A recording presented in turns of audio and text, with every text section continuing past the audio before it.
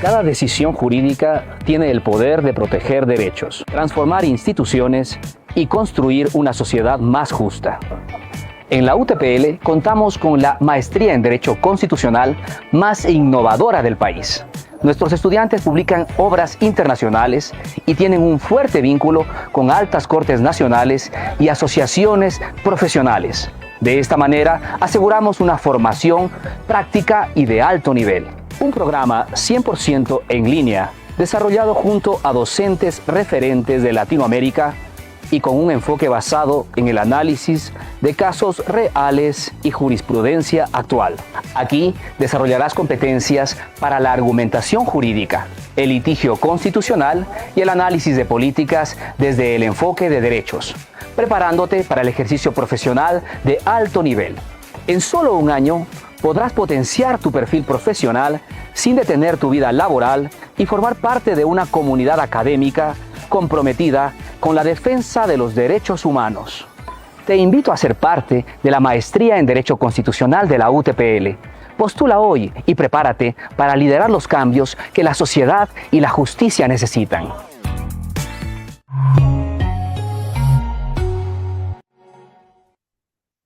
Señoras y señores, muy buenas noches.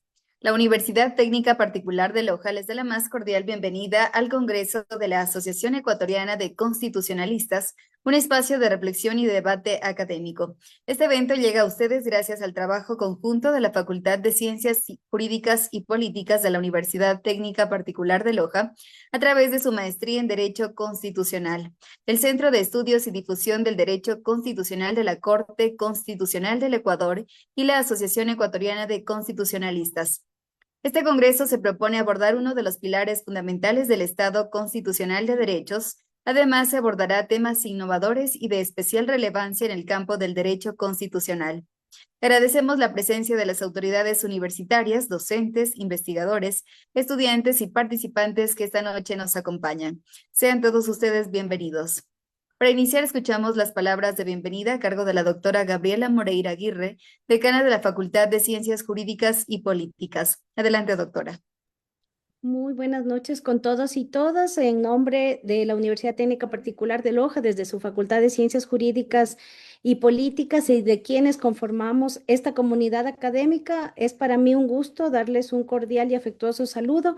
Quisiera primeramente saludar al Magíster Israel Celi, presidente de la Asociación de Constitucionalistas y también director de nuestra maestría en Derecho Constitucional, así como al profesor Ramiro Ávila, visitante también y amigo de nuestra universidad, y a la profesora Joana Jiménez, profesora también del programa de maestría.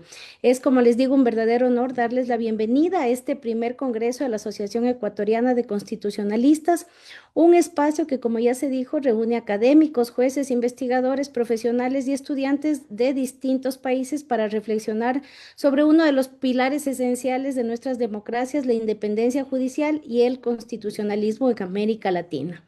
Expreso también como UTPL nuestro reconocimiento a la Asociación Ecuatoriana, a la Corte Constitucional, al Centro de Estudios de Derecho Constitucional, CEDEC, por hacer posible este evento y por confiar sobre todo en la UTPL como aliada estratégica para promover espacios de diálogo académico de alto nivel. Desde la UTPL reafirmamos, como siempre, este compromiso que la academia tiene de contribuir al fortalecimiento del Estado constitucional de derechos mediante estos espacios que generan conocimiento, que se debate, que hay un análisis crítico y sobre todo tendientes a la formación de profesionales comprometidos con los valores más altos. Estos espacios permiten a su vez que también académicos de esta alta talla que nos acompañan hoy dialoguen con otras instituciones y con la sociedad para construir respuestas frente a esos complejos retos constitucionales que vivimos.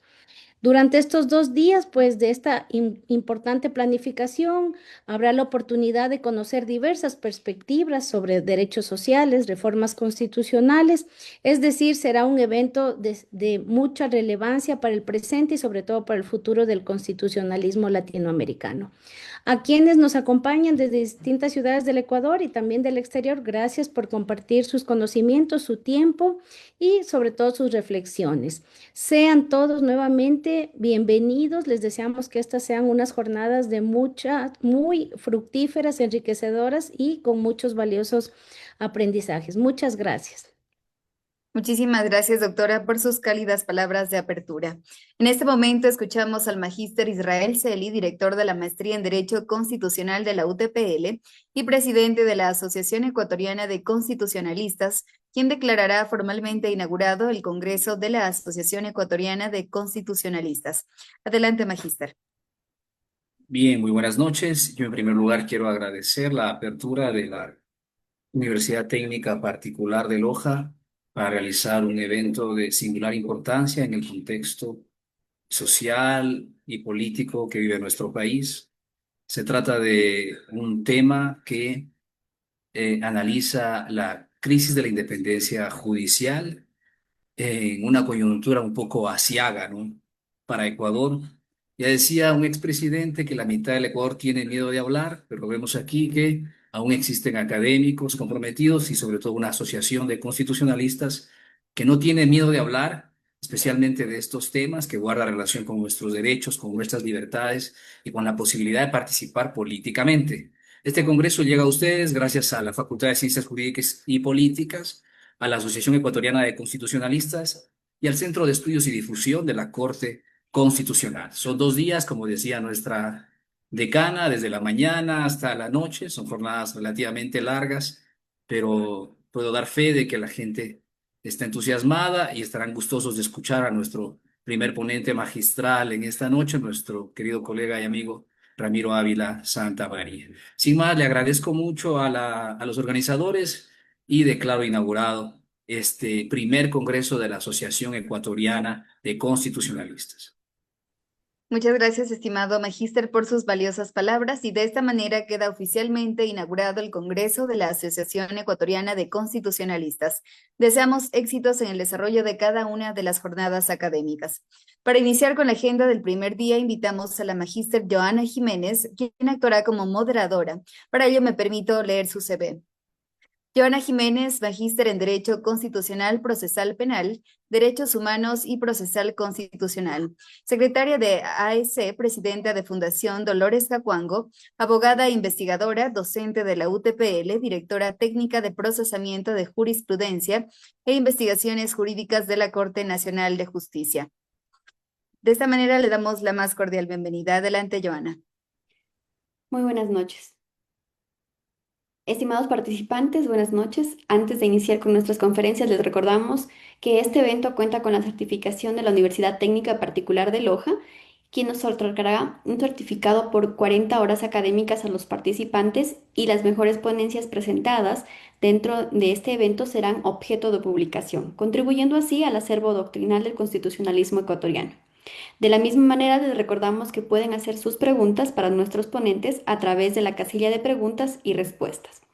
Para iniciar, tengo el honor de presentarles al profesor Ramiro Ávila Santamaría, quien nos hablará sobre la independencia judicial y cultura jurídica en Ecuador. Para ello, me permito leer su currículum vitae.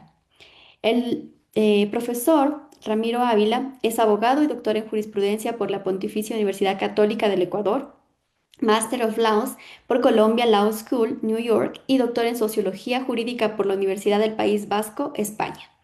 Actualmente es docente titular del área de Derecho de la Universidad Andina Simón Bolívar, sede Ecuador, y fue juez de la Corte Constitucional del Ecuador entre el año 2019 y 2022. Se ha desempeñado como subsecretario de Reforma Judicial y cuenta con una amplia producción académica con más de 5.200 citas en Google Scholar, centrada principalmente en derechos de la naturaleza, teoría ecosistémica y derecho constitucional. Ramiro es autor y editor de numerosas obras fundamentales sobre la Constitución ecuatoriana de 2008, los derechos sociales y el neoconstitucionalismo. Estimado Ramiro, bienvenido. Muchísimas gracias, Joana, por la presentación. Primero quiero saludar a todas las personas que están participando en este evento. Y en segundo lugar, quiero agradecer a todas las personas que han hecho posible que estemos aquí reunidos, comenzando por la Asociación Ecuatoriana de Constitucionalistas. Un saludo cordial al amigo y colega Israel Celi. También quiero saludar a la UTPL. Para mí siempre es un honor participar en los eventos en los que me invitan y para mí siempre es gustoso compartir con ustedes algunas reflexiones y también, por supuesto, saludar a SEDEC. Muchísimas gracias. Yo también creo que este es un evento que se produce en una coyuntura particular. Escuchar a Israel envalentona un poquito, porque yo sí creo que hay que hablar y hay que vencer el miedo, que creo que está en el contexto. El tema que yo he escogido para estos 20 minutos que voy a compartir con ustedes tiene que ver con la relación entre cultura jurídica e independencia judicial. Y para desarrollar este tema, lo voy a dividir en 4 partes. En una primera parte voy a definir y manifestar qué es lo que yo entiendo por cultura jurídica. En un segundo momento voy a hablar sobre el origen que tiene nuestra cultura jurídica con relación a la independencia judicial. En tercer lugar, voy a hablar sobre las manifestaciones que tiene esta cultura jurídica en el quehacer del derecho. Y finalmente acabaré con una reflexión sobre la necesidad de mirar y enfocar la independencia judicial como un derecho individual y colectivo. Ok, comienzo con la primera parte. La primera parte es sobre qué entiendo por cultura jurídica. Y de paso advierto que todas estas ideas que voy a decir tienen mucho que ver con los escritos que ha hecho el profesor Luis Pázara. Le están haciendo precisamente un homenaje al profesor Luis Pázara, que ha sido profesor de la Universidad de Salamanca y que ha trabajado varios años en la región y también en Ecuador. Y gran parte de su producción intelectual e investigativa tiene que ver con la independencia judicial. Entonces, muchas de sus ideas tienen que ver, además, con un artículo que escribí sobre la independencia judicial desde la perspectiva y la teoría de Luis Pázara. Y entonces de él tomo muchas de las ideas que están aquí expresadas. Ok, ¿qué entiendo por cultura jurídica? Que Luis Pázara la llama ideología jurídica. No es otra cosa que el conjunto de valores, principios y prácticas que se tienen en relación a un tema específico o en algo en particular. En este caso, sobre la independencia judicial.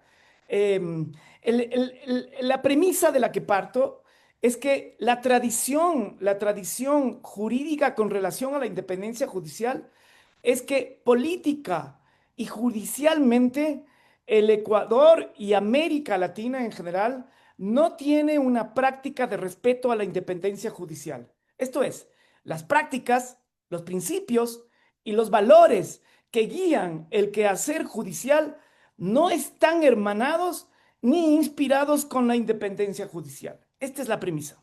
Ok, la segunda parte de mi charla tiene que ver con el origen para llegar a esta premisa de irrespeto a la independencia judicial. Luis Pázara sostiene que nosotros venimos de una tradición en nuestro ADN judicial sobre la independencia, nos viene desde dos grandes eventos históricos que marcan el irrespeto a la independencia judicial. El primero tiene que ver, sin duda alguna, que nuestra tradición jurídica tiene como origen la colonia española. Y la idea de depender de la colonia española nos lleva directamente con la idea de la monarquía.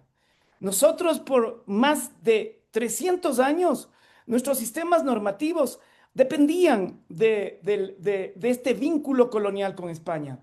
Lo que ahora conocemos como jueces o autoridades que impartían justicia eran personas designadas, nombradas, dependientes absolutamente de la monarquía española. Es decir, ahí hay un vínculo de la función, de lo que vendría a ser la función judicial. Esa tradición viene de una historia de dependencia monárquica a un rey. Los jueces dependen de quien les nominan y responden a los intereses del rey. Esta es la primera, digamos, la primera gran marca histórica que tenemos de nuestra tradición. La segunda marca tiene que ver con la tradición que nos viene de la idea liberal de la Revolución Francesa sobre el rol de los jueces con relación al Estado democrático. Y ahí lo que ustedes tienen que contextualizar es que esta segunda tradición histórica, que será la de la república, la de la división de poderes, la de la democracia, la de la idea de las constituciones, nos viene ligado a todas las ideas que estaban relacionadas con la Revolución Francesa. En esa época, lo que estaba pasando es que hay una distribución del poder entre la gran burguesía comercial que tenía poder económico, con la gran aristocracia europea y francesa en particular, que tenía el poder político. Entre estas dos grandes poderes, poder político de la aristocracia y la monarquía y poder económico de la burguesía, hay una negociación política que se transforma en la idea de que el poder ejecutivo va a estar muy vinculado a la aristocracia, por eso hasta ahora en Europa vamos a tener monarquías constitucionales, y la otra lógica es que el poder económico va a estar vinculado a los parlamentos. Y ustedes van a ver que la ciudadanía de los siglos XVIII y XIX, y esto no será ajeno a nuestra tradición latinoamericana después de la independencia, tendrán ciudadanías censitarias muy vinculadas con el poder económico. Acá en América Latina, digamos, va a ser el vínculo con los terratenientes y con la iglesia, y estos van a ser quienes van a ser ciudadanos y hacer las leyes. En esa lógica, el poder parlamentario en manos de los burgueses y el poder ejecutivo en manos de la aristocracia, la idea va a ser que los jueces van a estar sometidos a la ley, van a estar sometidos al parlamento. Y ese sometimiento va a ser una especie de domesticación de los jueces que dependían de la monarquía para que sean sometidos a la lógica y a la producción normativa que van a hacer los parlamentos, que son las leyes. Por eso, máximas como que los jueces son boca de la ley y que los jueces solo tienen que responder a lo que dicen las leyes aprobadas por los parlamentos, van a ser la tónica que prima en la ideología liberal. Los jueces no producen las normas, los jueces simplemente aplican las normas. Los jueces no están vinculados al quehacer político que se hace en los parlamentos, solo tienen la obligación de aplicar las normas dadas por el conjunto de personas que van a formar el Parlamento. Esta tradición va a ser siempre que los jueces están sometidos a la ley y la tradición continental europea y van a estar sometidos a quien les designan en la tradición monárquica española. Esas dos tradiciones se juntan y hacen que los jueces tengan un sometimiento a la ley y a la nominación. Esto es importante entender, porque lo que está pasando ahora en Ecuador, no es un asunto solamente de la coyuntura de los jueces, del Consejo de la Judicatura, del presidente o la presidenta del Consejo de la Judicatura nominada por el Ejecutivo, o de una fiscalía que depende del Ejecutivo y cumple sus planes, o de jueces que están disciplinados por el Consejo de la Judicatura, Esto está pasando ahora en este periodo presidencial que estamos viviendo. Eso pasó en el correísmo, y cuando ustedes miran la tradición y las constituciones del siglo pasado y las nuestras, ustedes siempre van a encontrar, o casi siempre, unas normas que constan en las normas transitorias de cada constitución, que por última vez se designará a los jueces de la Corte Suprema de Justicia. Esto es la tónica. Lo que yo quiero decir es que esto que estamos viviendo ahora, de sometimiento del Poder Judicial a las normas y a las directrices del gobierno del señor de Daniel Noboa, son parte de una tradición que nos viene de la colonia y nos viene de la tradición continental europea liberal francesa. Esto es la lógica. Muy bien. ¿Cuáles son las manifestaciones de esta tradición de no independencia judicial por el origen y por el sometimiento a la ley? Y yo diría que quizás la tradición, el reflejo más importante de esta no independencia judicial tiene que ver, uno, con la carrera judicial. La carrera judicial, ustedes van a ver que la carrera judicial está formada por tres momentos. Un momento es el de designación, el otro momento es el desarrollo y ejercicio de la judicatura, y el tercer momento es de la terminación. Ustedes van a ver que estos tres momentos en el Ecuador y durante casi toda la historia republicana siempre está gobernado por órganos que tienen incidencia política y en particular del Ejecutivo. Si ustedes miran, por ejemplo, las designaciones de los jueces casi siempre tienen que ver con favores políticos, con lo que en nuestra tradición se llama nombrar con piola, esto es decir, que nombras una persona y esa persona como un trompo, porque eso es la piola, siempre está sujeta a la persona que le nomina, con esa idea de los partidos políticos que están involucrados en la designación de los jueces y con una lógica de deber el favor al nominador. Este es el ingreso a la carrera judicial. Nunca hemos tenido concursos transparentes, concursos limpios, concursos independientes. Siempre han estado, o casi siempre, y muy excepcionalmente no, influidos por los poderes políticos de turno. Primera cosa. La segunda cosa es el desarrollo del ejercicio judicial. Y ustedes van a ver que en el desarrollo del ejercicio judicial, los jueces reciben presiones, tanto políticas como mediáticas. Quizás la más llamativa, a mi modo de ver, que hemos visto en este periodo presidencial es el acoso que ha tenido la Corte Constitucional, que quizás es la única y última institución que tenemos que está ejerciendo independencia con mucha timidez, pero al final no está siendo cooptada aún por el gobierno. El acoso que tuvo cuando el presidente de la República organiza una marcha y además aparecen carteles en donde se asocia a los jueces de la Corte Constitucional con el crimen organizado. Esto, por ejemplo, es sin duda alguna usar uno de los elementos mediáticos para ejercer presión, que es asociar la independencia judicial y los fallos contra el ejercicio del poder como que fuera eso una asociación con el crimen organizado, que es, digamos, la fatalidad que estamos viviendo en el país. Otra forma de ejercer presión es cuando los organismos autónomos del Estado, que hoy en día dependen del Poder Ejecutivo, se utilizan para acosar a jueces y juezas.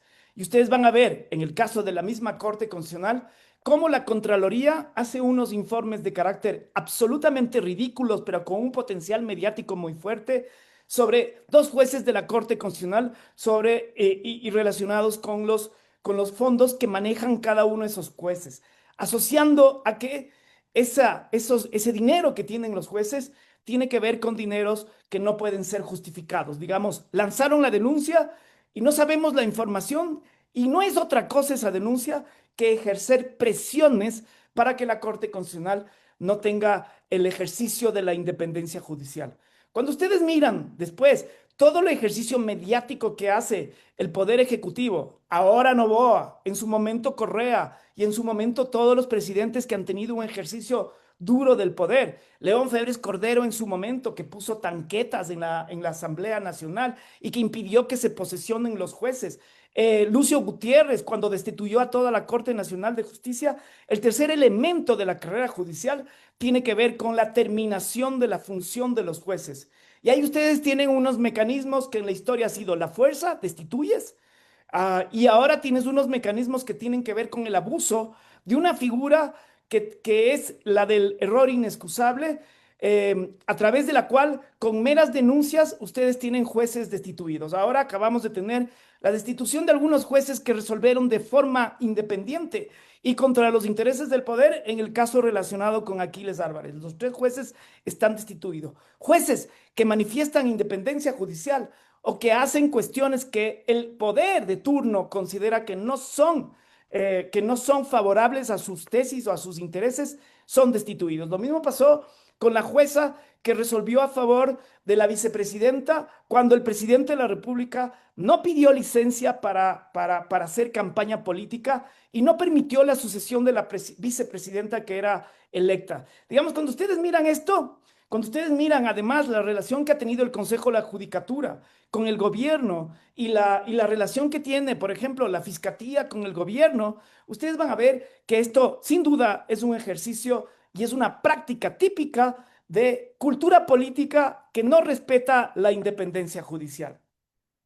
Ya en términos individuales, una manifestación de la cultura de no independencia judicial tiene que ver con que los jueces no responden necesariamente a lo que dice la Constitución y los instrumentos internacionales de derechos humanos, sino que aplican en sus prácticas ritualismos y formalismos jurídicos. Y esto es una forma también de hacer cuestiones en donde se esconde las presiones de poder a través de el enunciar chorizos de normas que están en las leyes y en la Constitución y resolver cualquier acto de carácter caprichoso que tiene que ver con motivaciones políticas. El ritualismo y el formalismo impide que exista una verdadera argumentación jurídica y también un respeto al sistema jurídico constitucional que tiene como base y como norte el respeto y la garantía de los derechos. Y eso también se refleja en las interpretaciones que hacen los operadores de justicia. Es absolutamente curioso las interpretaciones que hacen para justificar actos arbitrarios, tanto a nivel jurisdiccional como a nivel de justicia electoral. Todas esas interpretaciones caprichosas, todos esos recovecos jurídicos que hacen para evitar que el poder político pueda ser controlado. La siguiente consecuencia y manifestación es que los derechos humanos, que como lógica tienen como objetivo limitar y vincular al poder, se hace imposible de hacerlo. Y cuando no es posible aplicar los derechos y por lo tanto no es posible vincular y limitar al poder, lo que ustedes tienen es un ejercicio de poder sin arbitrariamente y sin contenciones. Y por otro lado, el reflejo es que existe impunidad. Ustedes vean, por ejemplo, cómo se manejó el caso de los 4 niños de las Malvinas y el rol que tuvo el ejército, los medios de comunicación, la propaganda del gobierno y la imposibilidad de justiciabilizar de forma adecuada ese caso, o igual las masacres carcelarias o los habeas corpus relacionados con personas que están sufriendo enfermedades catastróficas en las cárceles. O lo que está sucediendo con el señor Aquiles Álvarez, que es una persona que es un alcalde en funciones, procesado, y que le tratan como que si fuera un condenado, digamos. Todo esto hace ver que el poder político, cuando no existe independencia judicial, se ensaña contra los opositores políticos y es impune frente a los abusos y excesos del poder del gobierno de turno. Y acabo con una última reflexión que tiene que ver con la necesidad de considerar esta cuestión de la independencia judicial como una práctica de toda la República Ecuatoriana, como la necesidad que tenemos de hacer lo que en otro tema Rita Segato hablaba sobre, la palabra voy a usar de ella, es la reflexión, la autorreflexión crítica de lo que nos está pasando. Una vez que podamos reflexionar, y para eso se necesita educación y eventos y foros como esto, la idea es cambiar ese paradigma de dependencia a los poderes políticos a una lógica de entender que la independencia judicial es uno de los pilares de la democracia y que la independencia judicial es un derecho individual. Aquí quiero tomar un fallo de la Corte Interamericana de Derechos Humanos en Ecuador, que es el caso del TC contra Ecuador. En ese caso, que se llama Camba Campos contra Ecuador, en ese caso que fue la destitución masiva de toda la Corte del Tribunal Constitucional en la época de Lucio Gutiérrez, la Corte estableció que la independencia judicial es un derecho individual de cada uno de los jueces. Y esto es maravilla, porque así como todo derecho, o dejo de ejercerlo y me vulneran, o lo ejerzo y asumo las consecuencias. Lo que está pasando ahora es que, como se ve como un favor el ser juez, la idea es que una vez que eres juez, uno de los derechos fundamentales que tiene cada juez es ser independiente, una dimensión. La otra dimensión es que cada persona que va ante un tribunal tiene el derecho de tener jueces independientes. Y la otra y última consecuencia del paradigma de derechos es que también es un derecho colectivo que se relaciona con la democracia. Cuando la ciudadanía y las personas que vivimos en el Ecuador consideramos que la independencia judicial es una garantía, es un derecho colectivo. Si miramos desde la lógica de derechos, la idea va a ser que el misma independencia judicial en sí mismo es un antídoto contra los abusos de poder. Hasta ahí mi charla y quiero agradecer por la paciencia que han tenido en escucharme y estoy dispuesto, si es que hay preguntas, a contestar cualquier inquietud. Estimado profesor Ramiro, muchísimas gracias por su intervención. Siempre sus palabras, su aporte son muy valiosos para nosotros, sobre todo en el ámbito constitucional.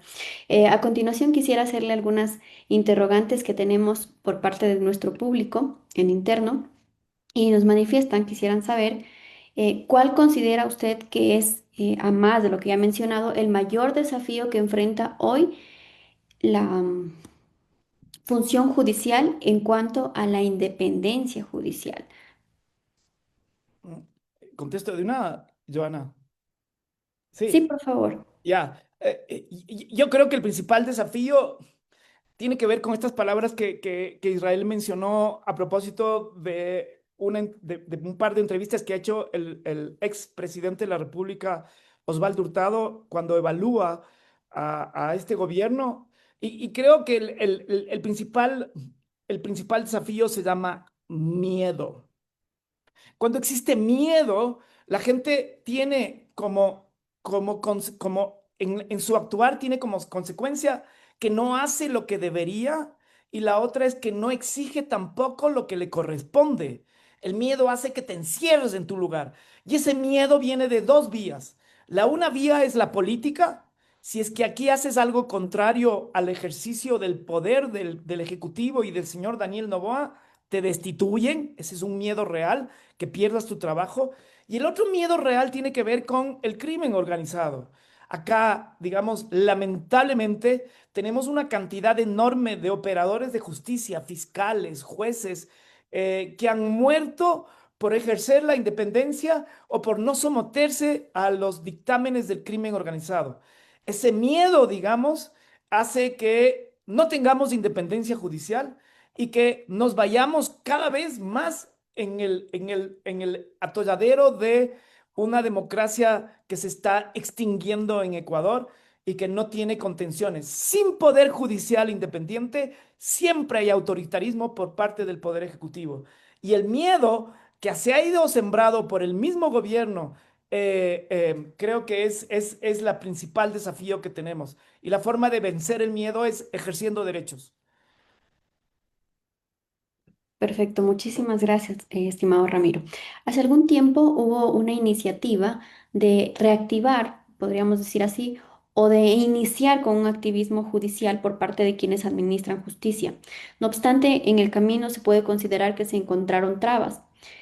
Sin embargo, hay una de las funciones más importantes como una innovación de la Constitución de 2008, que viene siendo la participación ciudadana y como usted bien lo mencionaba, es importante que los ciudadanos despierten y comiencen no a protestar en términos como algunos lo han querido manifestar como algo malo, sino a ejercer ese derecho, porque la protesta y manifestar es un derecho como tal.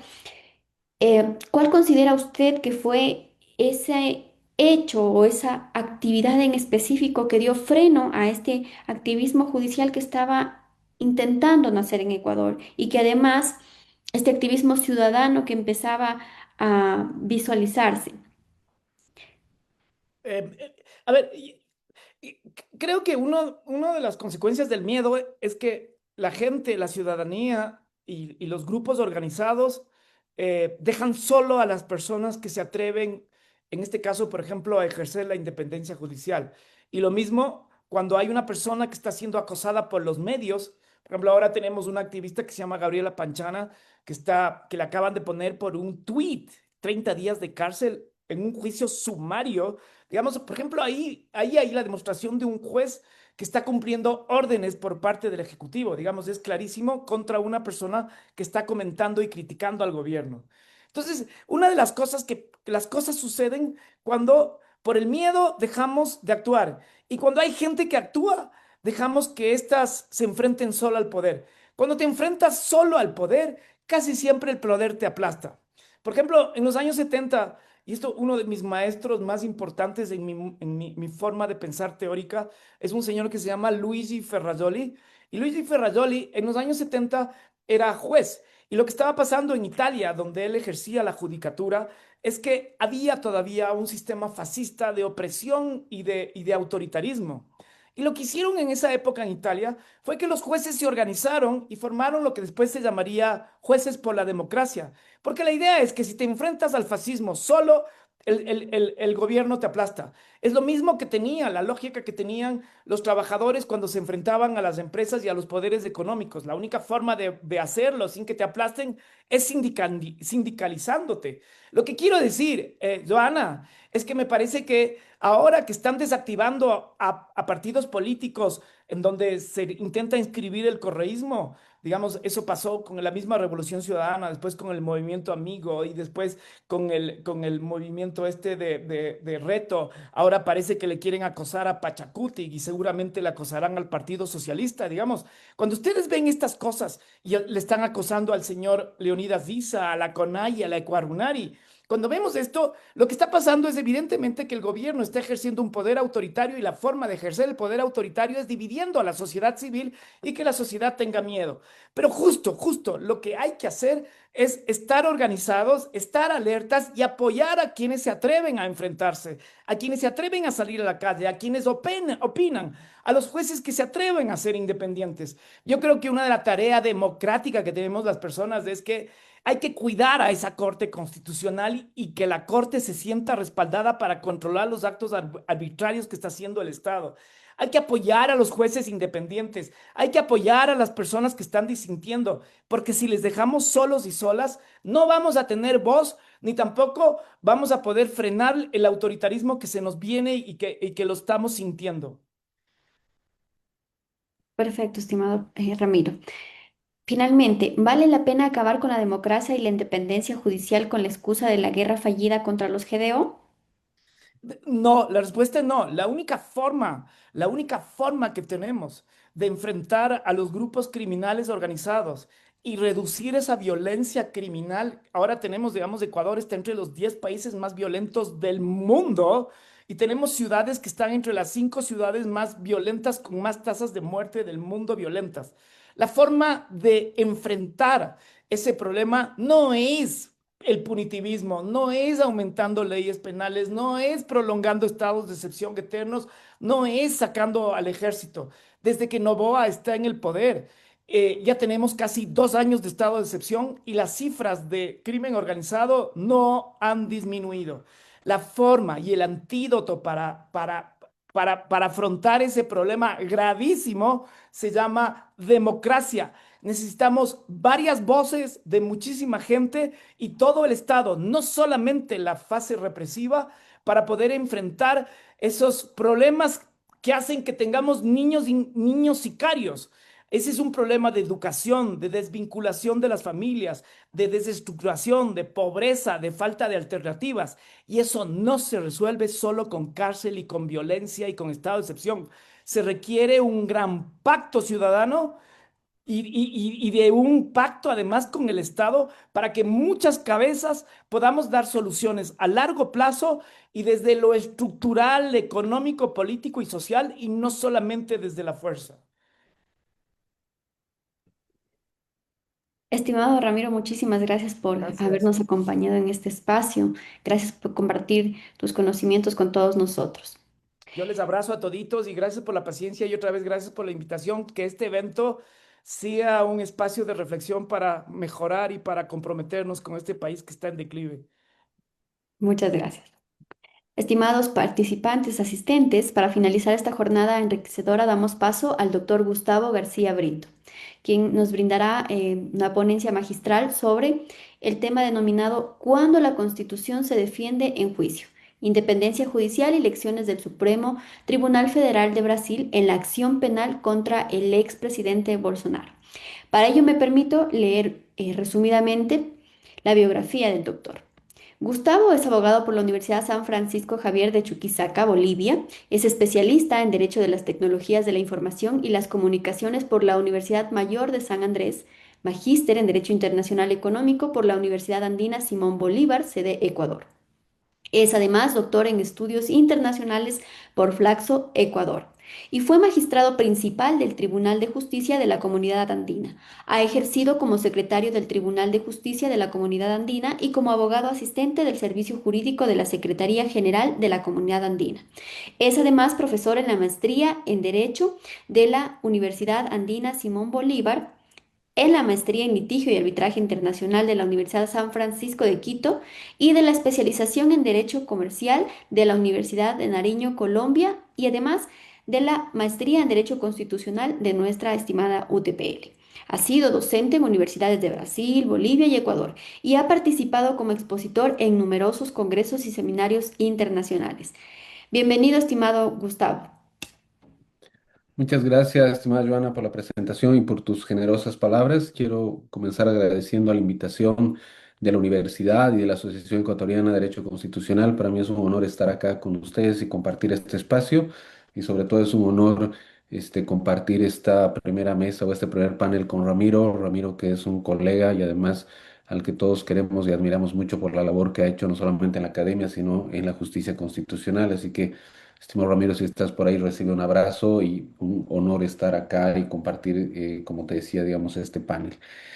Como ya se ha señalado, voy a tratar un tema vinculado con Brasil. Yo estoy hace un año y medio viviendo acá en Brasil y de alguna manera estoy vinculado con los estudios de esta parte del continente y me pareció interesante traer acá el caso que ustedes tienen en la pantalla, que ya se ha comentado que tiene que ver con un juicio no solamente contra el expresidente Bolsonaro, sino contra algunos, digamos, ex autoridades y sobre todo inclusive algunos miembros de las Fuerzas Armadas que estuvieron vinculadas con una tentativa de golpe de Estado acá en Brasil y vincular esto con el tema del Congreso que tiene que ver con la independencia judicial. Entonces, ¿qué es lo que vamos a ver a continuación? Poco entender cuáles eran las tensiones constitucionales que se dieron en Brasil en los últimos años, no solamente, digamos, con el caso, sino en los últimos años previos al caso, básicamente a partir del año 2021-2022.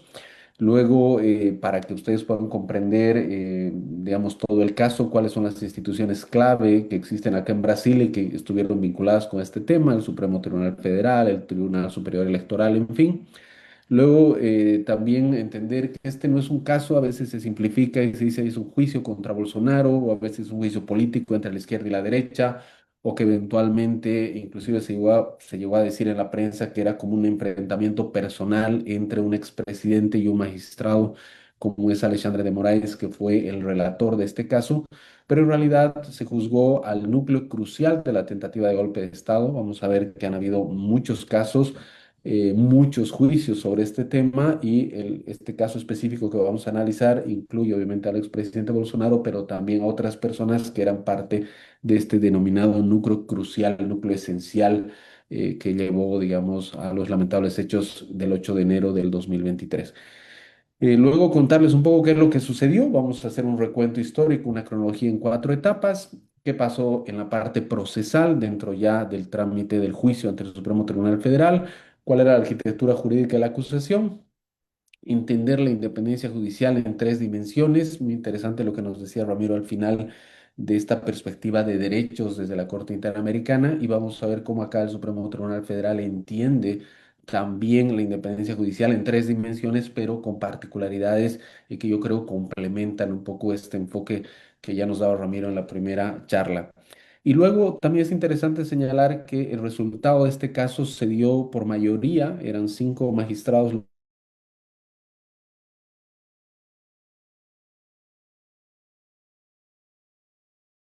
es asimismo una expresión de la independencia judicial a nivel interno de esta Corte. Y finalmente, 5 lecciones constitucionales que desde mi perspectiva podemos sacar un poco de todo este caso.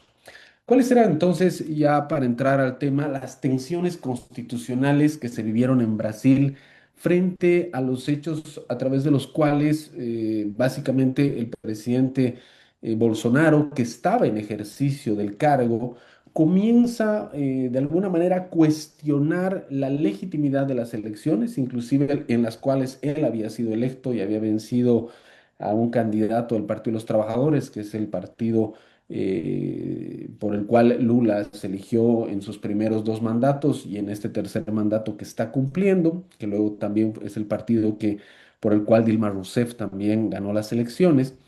Y él, estando en ejercicio del cargo y aproximándose a unas elecciones en las que quería ser reelecto y al final del día no lo fue, comienza a hacer cuestionamientos frente al sistema electoral en Brasil.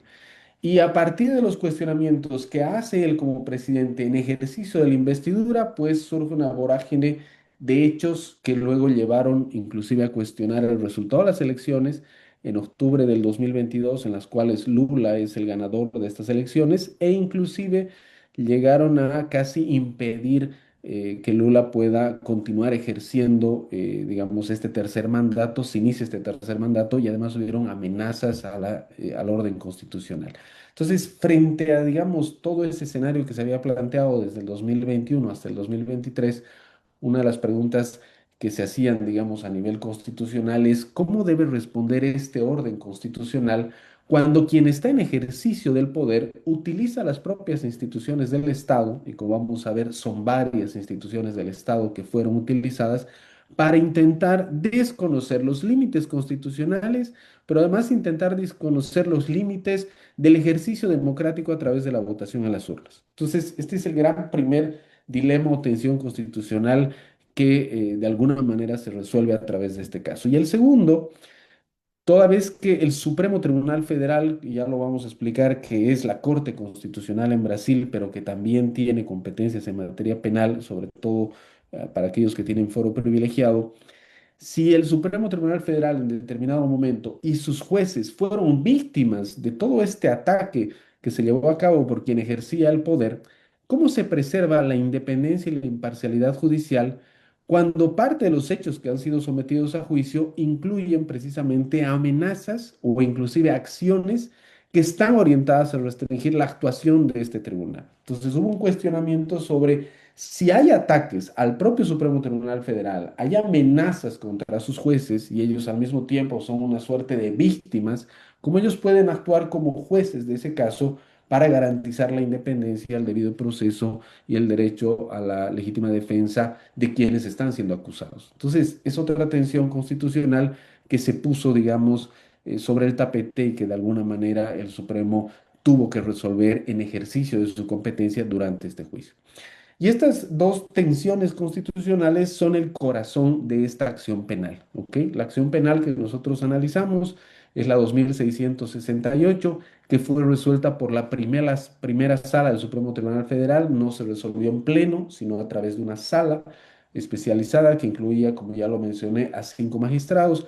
Y estos magistrados tuvieron que resolver tres problemas jurídicos que son los que ustedes tienen en la pantalla. Básicamente, en primer lugar, ellos tenían que evidenciar, de acuerdo obviamente con la acusación que había sido presentada por la Procuraduría General de la República, que allá es la cabeza del Ministerio Público, más o menos como el fiscal general en Ecuador, tenían que resolver o verificar si había existido una estrategia organizada a lo largo de un periodo de tiempo destinada a impedir o restringir el funcionamiento de los poderes constitucionales y en todo caso quebrar el orden constitucional, pero además si esta estrategia organizada estaba destinada a desconocer el resultado de las elecciones de 2022 y en consecuencia generar un golpe de Estado. Entonces, ese era el primer gran problema que tenían que resolver. Y luego, si es que se demostraba que había una estrategia organizada, la idea era si esa estrategia supera el ámbito de una simple opinión política de cualquier actor o de un candidato, como era Bolsonaro en ese entonces, si supera el ámbito de una declaración irresponsable que se puede hacer en ejercicio finalmente de la libertad de expresión, y si además supera ya desde la perspectiva penal los actos preparatorios y entra esta estrategia en una dimensión de una verdadera tentativa penalmente relevante de ruptura constitucional. Entonces, fíjense cómo se supone que el tribunal tenía que ir deshaciendo estos nudos para entender, o mejor, verificar a través, obviamente, del juicio y de la verificación probatoria si había una estrategia organizada y si esa estrategia había superado estos umbrales y constituía, desde la perspectiva penal, en una tentativa de llevar adelante una ruptura del orden constitucional e inclusive un golpe de Estado. Y finalmente, otro tema que fue debatido, y que de hecho se debatió al inicio por el tema competencial, es saber si el propio Supremo tenía la competencia para juzgar estos hechos con independencia, imparcialidad y respeto al debido proceso.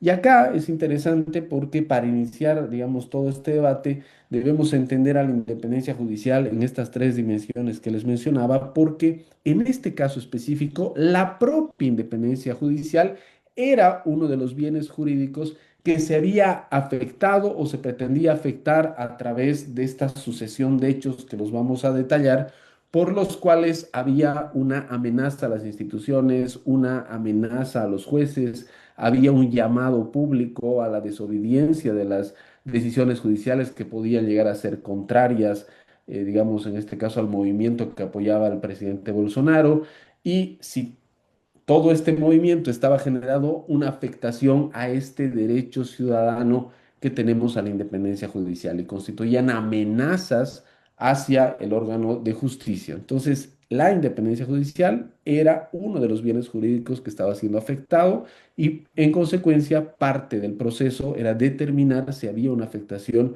a este principio y a este derecho ciudadano que así lo denominó el Supremo Tribunal Federal.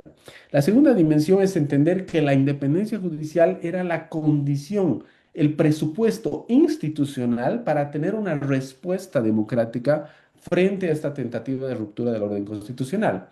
La idea básicamente es que se tenía que investigar y se tenía que resolver, pero dentro de la Constitución. O sea, la Constitución tenía que defenderse a través de un juicio, pero sin olvidarse que es una Constitución y sin dejar de lado las garantías constitucionales que son reconocidas a todas las personas que son sometidas a un juicio penal. Vale decir, el debido proceso, la legítima defensa, el contradictorio y demás.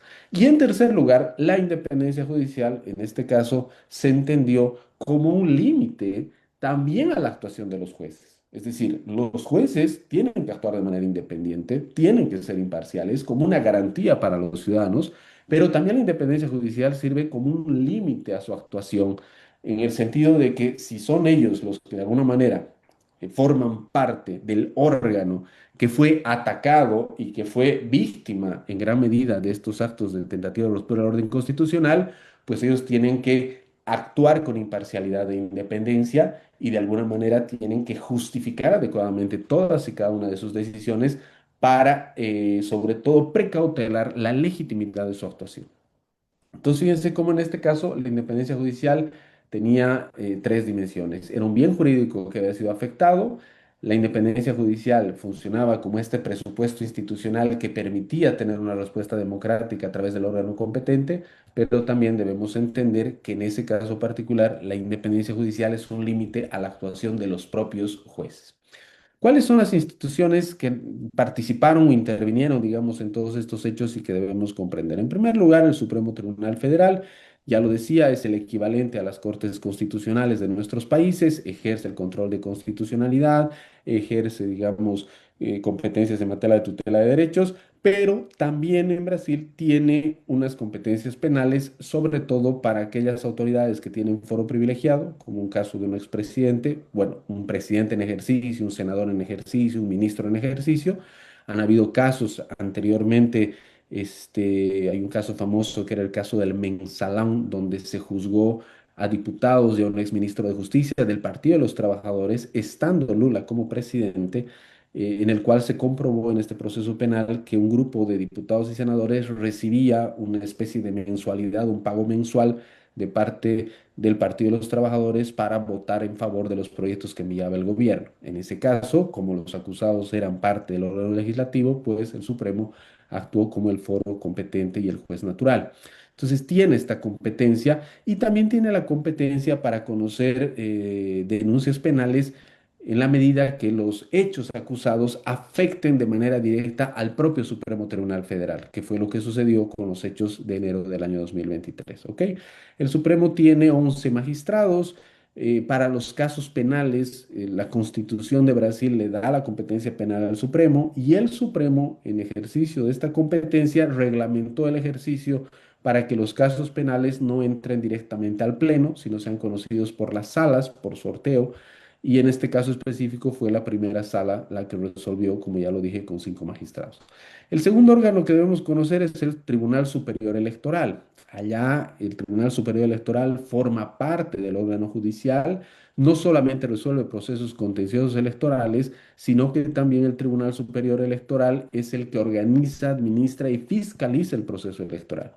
De tal manera que cuando hubo un cuestionamiento de parte del presidente Bolsonaro al funcionamiento de las urnas electrónicas, porque en Brasil se vota a través de urnas electrónicas y entonces los resultados se conocen muy rápidamente durante el día, no tienen el voto en papelito, no tienen este voto impreso, sino solamente en urnas electrónicas, que lo tienen desde los años 90.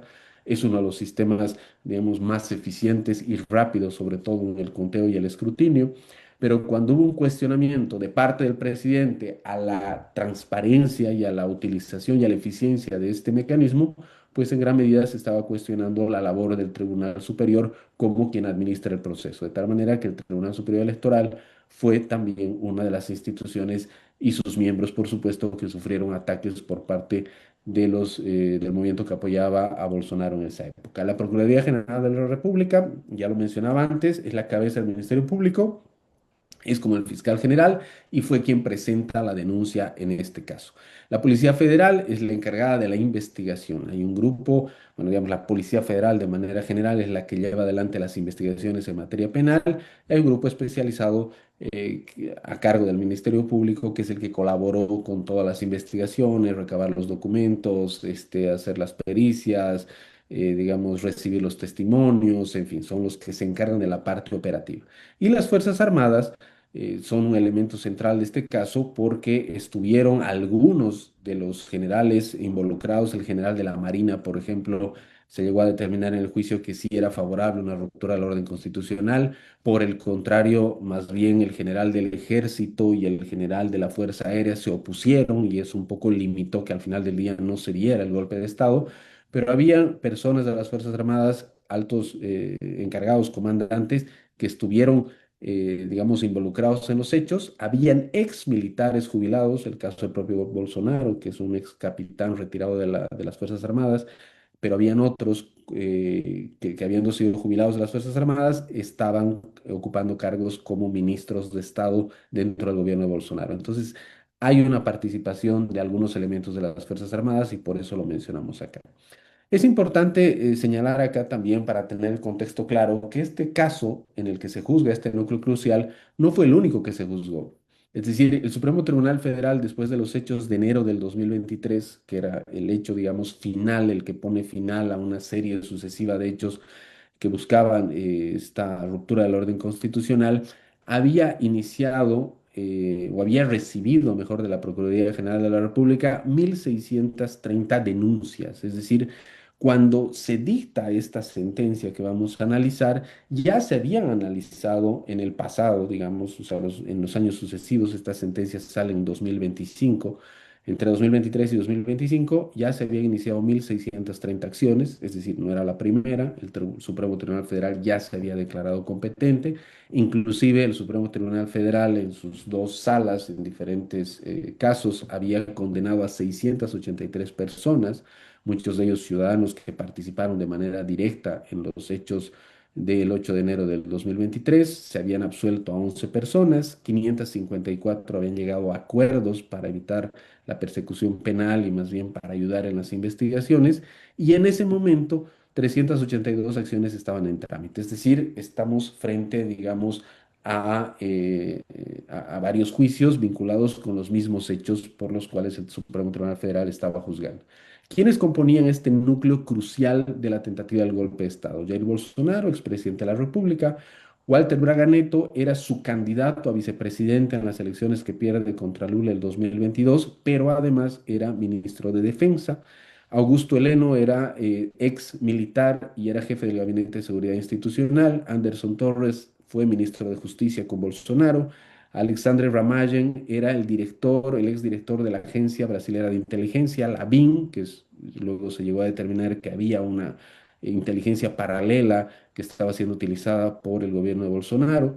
Pablo Sergio Noguera, que era el antiguo comandante del Ejército y ministro de Defensa también, Almir Garnier, antiguo comandante de la Marina, y Mauro Cid, que era el ayudante de órdenes de Bolsonaro, una especie de decán que estaba todo el tiempo con él, pero además que participaba en la asesoría. Era un teniente coronel que participaba en la asesoría de Bolsonaro, era como su secretario personal, básicamente, eso era el ayudante de órdenes.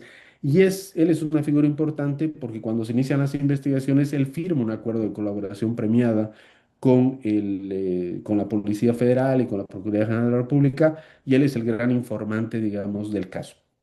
Y una cosa que es importante también de Mauro Cid es que todo lo que él señala era como el indicio principal. Él fue un medio que ayudó a, de alguna manera, encontrar pruebas. No es que el juicio y las condenas se basaron en el testimonio de Mauro Cid como colaborador, sino que con base en la colaboración, luego la policía pudo buscar las pruebas que confirmaban los relatos de Mauro Cid. ¿Ok? Entonces, ¿qué ocurrió en Brasil? Y vamos a hacer una rápida cronología aquí en cuatro etapas. La primera etapa comenzó en julio del año 2021 y esta primera etapa, todo lo que les cuento a partir de ahora son consideraciones que no son mías, sino son las que están en la sentencia del Supremo Tribunal Federal. Entonces ellos determinaron que había esta cronología de hechos dividida en cuatro etapas. La primera era esta deslegitimación anticipada de las elecciones. Las elecciones se celebraron en octubre de 2022. Pues todo comienza un año antes, más de un año antes, en julio de 2021.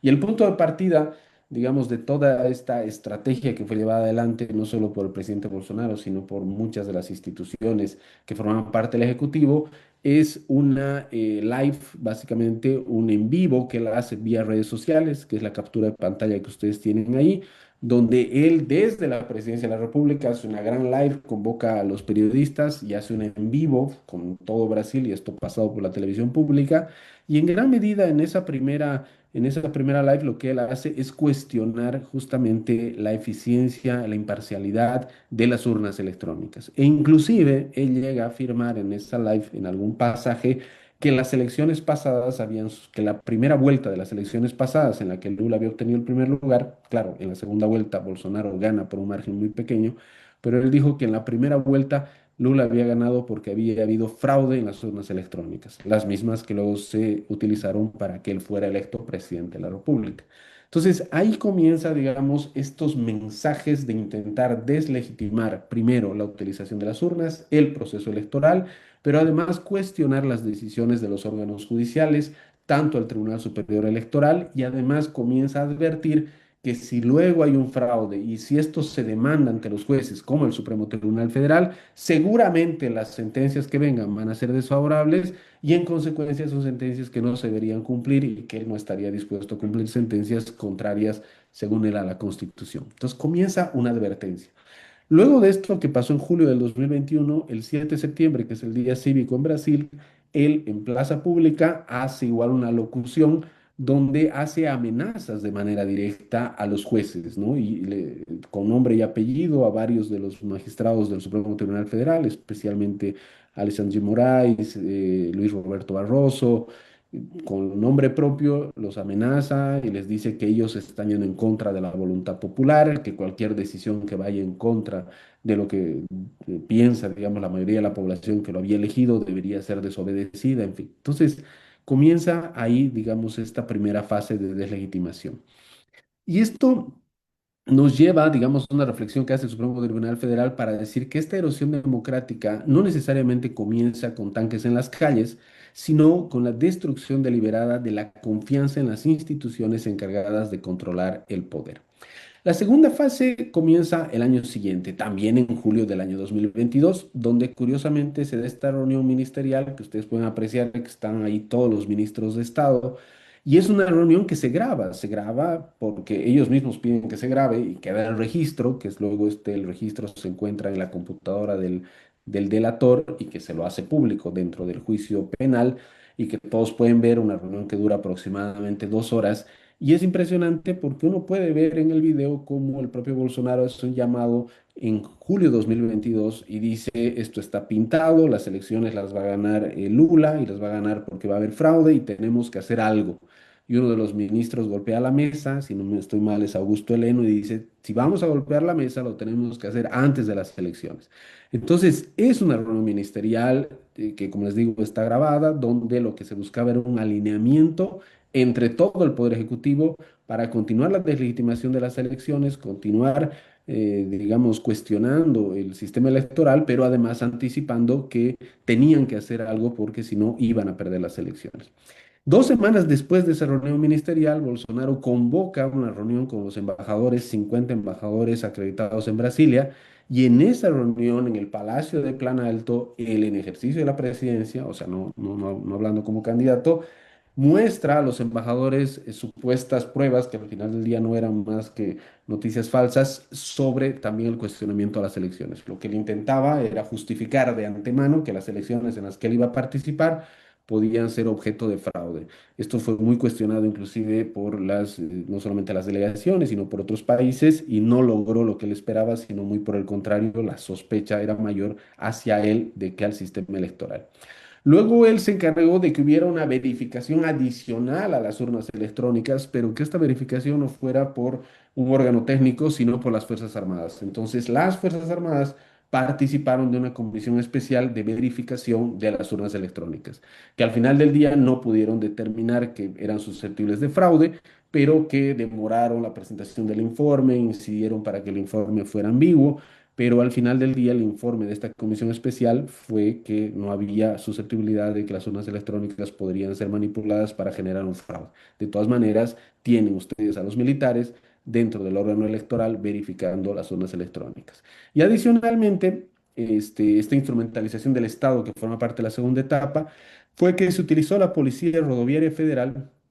Esta Policía Rodoviaria Federal es la que se encarga de controlar la seguridad en las carreteras y sí luego el exdirector de la policía confirmó durante el juicio que ellos habían realizado una serie de controles en las carreteras para evitar el traslado de personas que viven en otras ciudades, en fin, que se estaban trasladando para votar, sobre todo en aquellas regiones que votaban, que se sabía que iban a votar más en favor de Lula.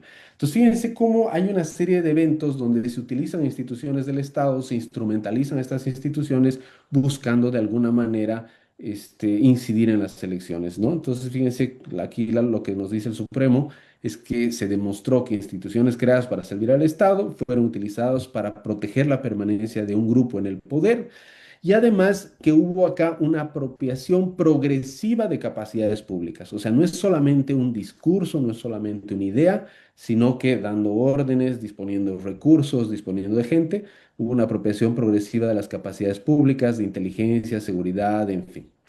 La tercera etapa era inmediatamente después de la derrota electoral, ¿no? Pierde la derrota electoral, pierde las elecciones en 2022, gana Lula finalmente, y ahí se busca una salida de excepción. Y es interesante acá, bueno, es interesante ahora, pero digamos, seguramente en ese momento fue muy, muy complejo, porque en octubre gana Lula las elecciones y se posesiona en enero, entonces hay un periodo muy corto.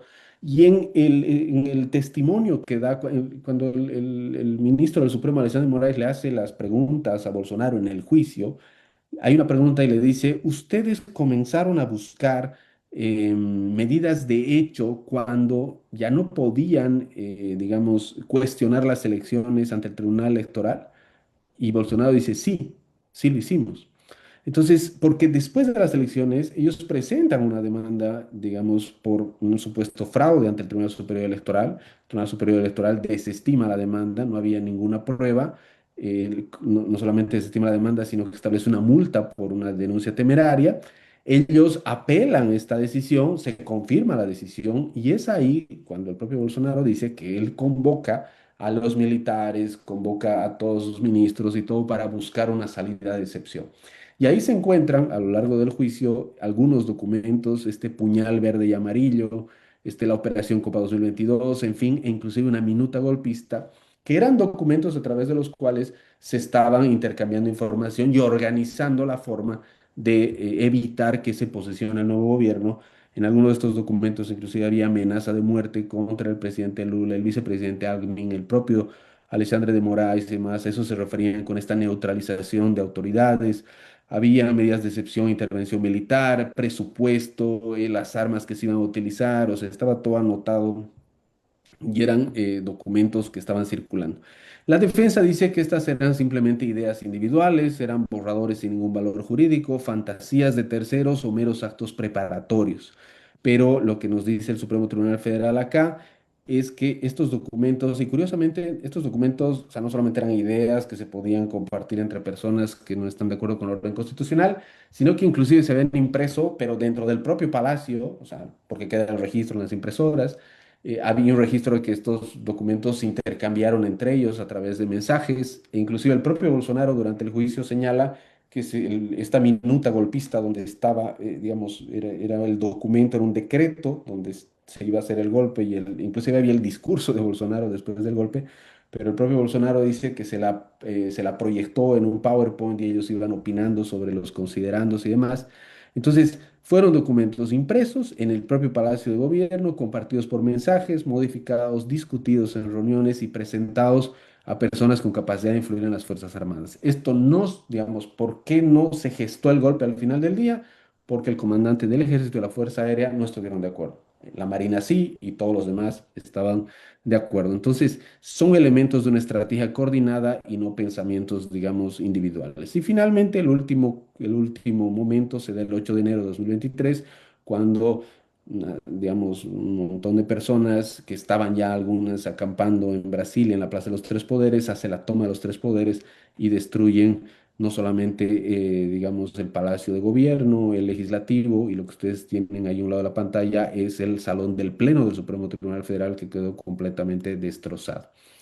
Entonces, claro, la mayoría, los que fueron favorables, digamos, a condenar a los acusados, ellos señalaron que el 8 de enero no puede ser examinado como una explosión espontánea ni como un hecho aislado, sino fue interpretado como el punto culminante de una secuencia donde se intentó desacreditar las elecciones, atacar a los jueces, utilizar instituciones estatales para sostener esta narrativa de fraude, buscar el apoyo de los militares y además estimular esta movilización de parte de los ciudadanos. Porque claro, habían arengas para la movilización, habían convocatorias a la movilización de parte, digamos, de los apoyadores de Bolsonaro, ¿no? De tal manera que la tesis de la mayoría es que ha habido una continuidad causal y organizativa y que ese día no es considerado el comienzo, digamos, de una tentativa de golpe, sino su manifestación violenta final. Aquí una secuencia que la pasamos rápidamente de la parte procesal, fue bastante rápido, la denuncia se fue recibida el 26 de marzo del 2025 y el juicio inicia el 2 de septiembre y termina el 12 de septiembre. Entonces son 161 días que pasan entre que inicia la denuncia y se inicia el juicio. Claro, para algunos y la mayoría dijeron que esto fue muy célere y esto muestra la eficiencia del proceso, pero también la defensa y el voto disidente consideraron que este tiempo pues pudo haber afectado también la legítima defensa, el contradictorio y el debido proceso, sobre todo por la cantidad de pruebas. Se hicieron todas estas objeciones procesales, la competencia del Supremo, habían, lo que se decía era el Supremo tiene competencia para quienes tienen privilegio de foro, pero todas estas personas ya no estaban en ejercicio del cargo en el 2025. Entonces deberían ser juzgadas por el Supremo, sí o no. El Supremo dijo que sí, porque los hechos tenían que ver con los juicios anteriores, estos más de 1000 que ya les había contado, porque además ellos estaban siendo acusados por delitos cometidos en ejercicio de sus funciones. La primera sala, digamos, era competente en virtud de este reglamento interno. Para la mayoría no se había abonado al principio el juez nacional. Se hablaba de la parcialidad del relator porque él había sido víctima, Alexandre de Moraes, pero ahí el Supremo dice, oye, lo que pasa es que si empiezan a amenazar a los jueces y luego con base en esas amenazas los quieren recusar, pues no tiene menos sentido, se genera un incentivo perverso para que la sola amenaza a los jueces sirva para excluirlos del juzgamiento. De todas maneras, se llevaron adelante los trámites de recusación, fueron tramitados, fueron juzgados, obviamente no por el mismo juez que estaba siendo recusado, sino por sus pares en la otra turma, inclusive luego una apelación al Pleno, y se resolvieron con los mecanismos de impugnación internos.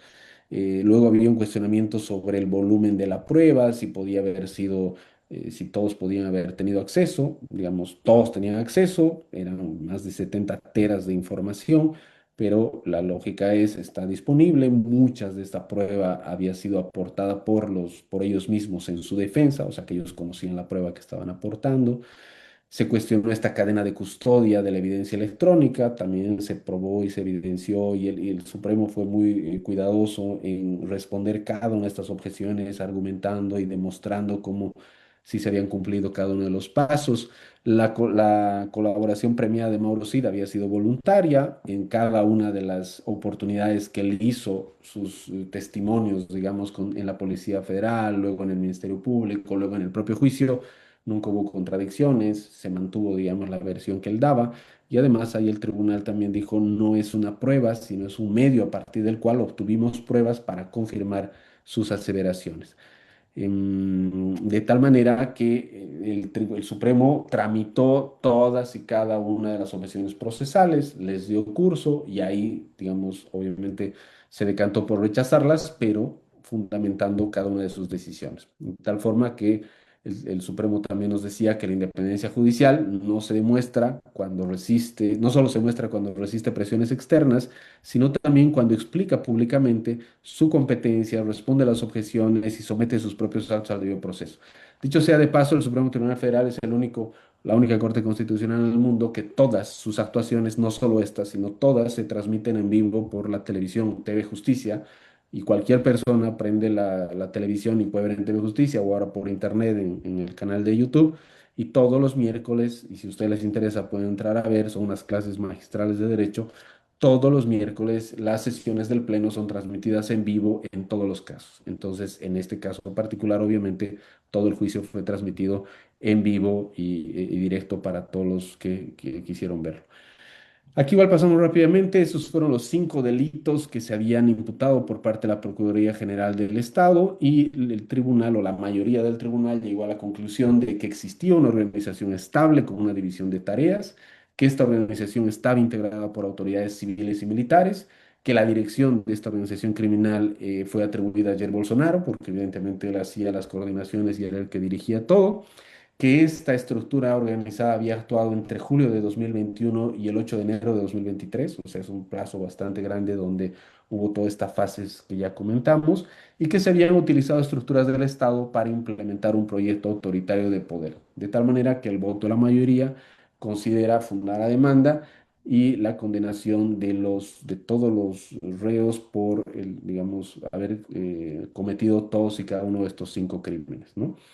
Había algún debate sobre el segundo y el tercero, porque en el tipo penal del segundo y el tercero, abolición violenta del Estado de Derecho y el golpe de Estado, el propio tipo penal dice que se comete este delito cuando se intenta, a través de la violencia y la fuerza, abolir el Estado de Derecho, o cuando se intenta, a través de la violencia y la fuerza, llevar adelante un golpe de Estado.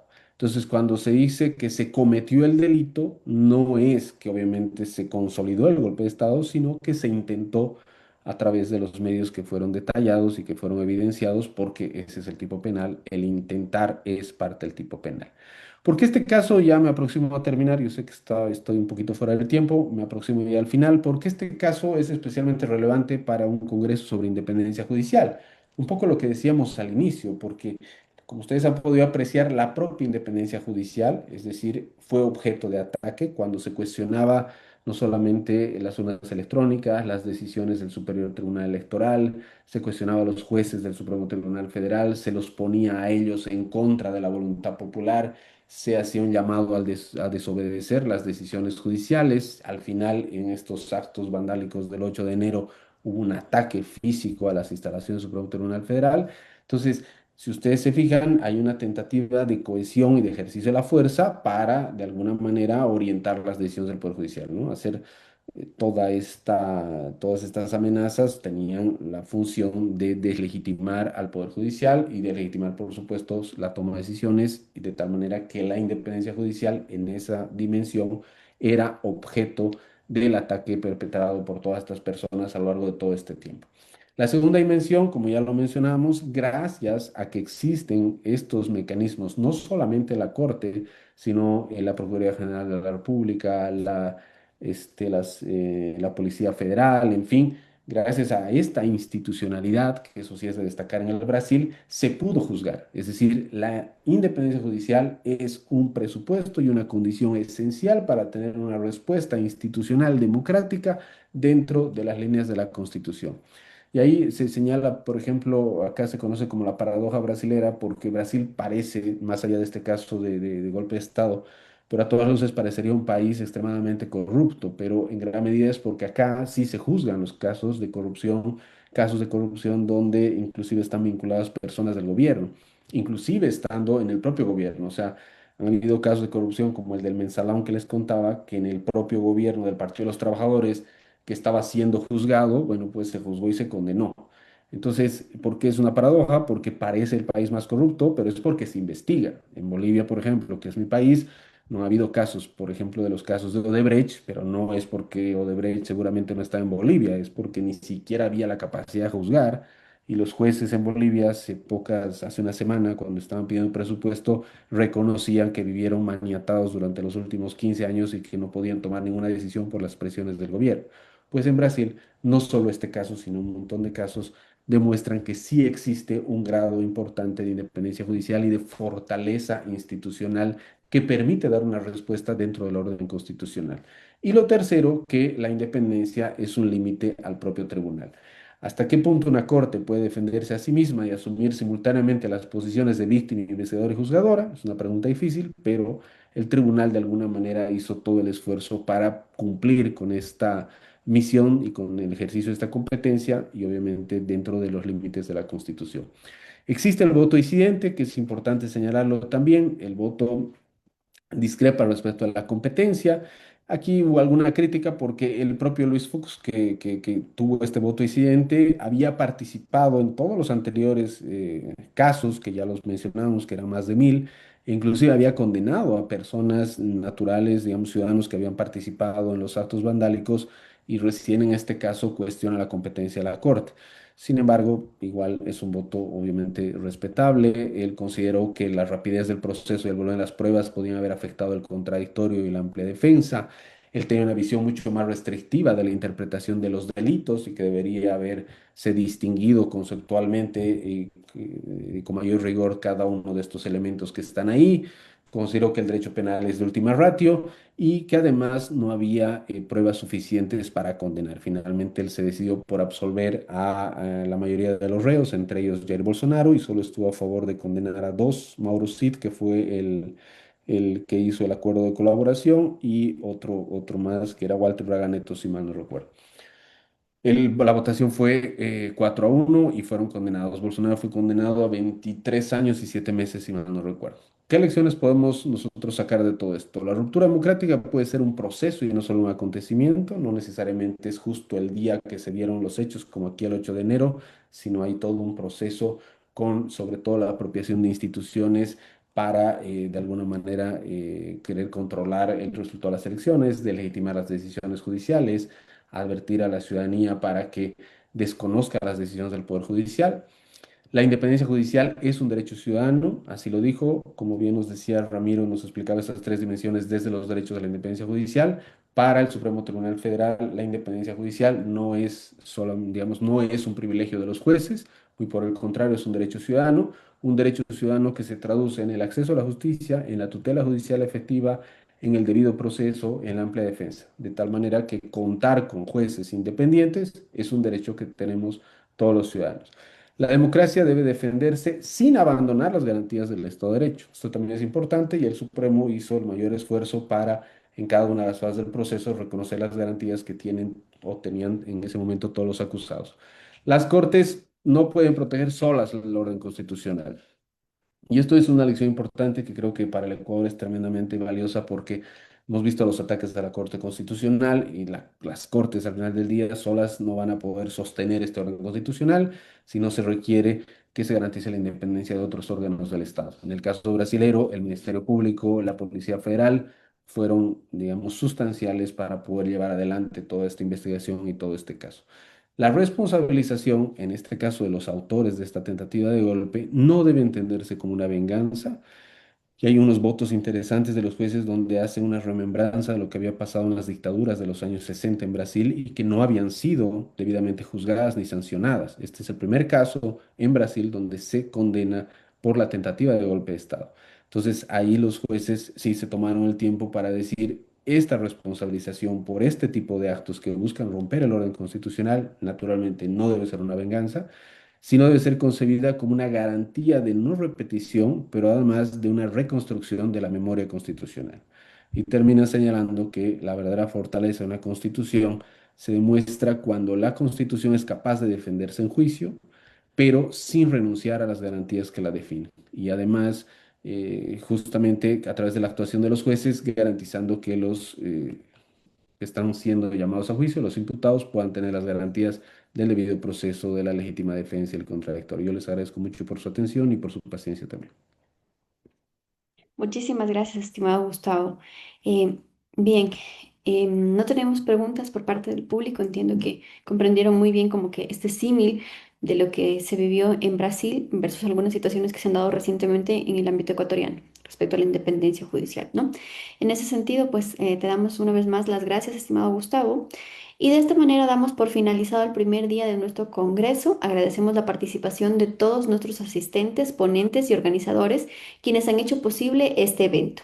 Los esperamos el día de mañana para continuar con las ponencias y seguir compartiendo conocimiento y, desde luego, experiencia y aprendizaje. Muy buenas noches. Papi, ¿por qué estás tan feliz? Porque hoy empieza una nueva historia.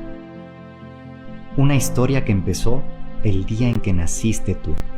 En estos 55 años aprendimos algo importante. Un título universitario no es solo de quien lo recibe. Es un camino inspirado en el servicio y en una misión que da sentido a cada vida que se transforma. Hola mamita, ya me estoy yendo a la graduación. Qué lindo, hijo. Aquí estamos todos esperándote.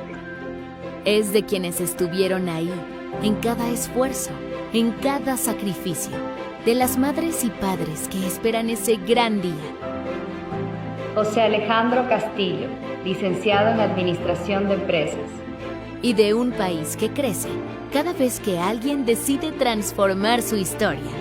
Porque en la UTPL no solo formamos profesionales, construimos logros que se comparten en familia. Lo logramos, mamá. Lo logramos por ti.